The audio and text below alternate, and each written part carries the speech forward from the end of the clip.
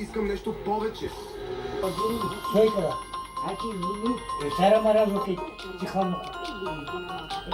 Всичко изява Андрей. Жале. Преграна за бивши гаджен на Криштиано Роналдо и кинозвездата Джейсън Момоа.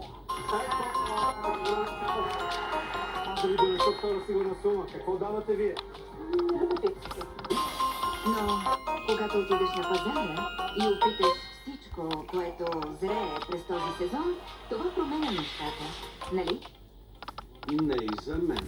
Пата риба. Не е тук. Мислех, че имаш най-доброто. За готвене от дома, да. Но за ресторант... Всъщност дойдохте. А само за партньора да иска 50 хиляди лева, кой ще го дава? Защото контролира оболевяването на простатата и сексуалната... Познати ли са ти тези...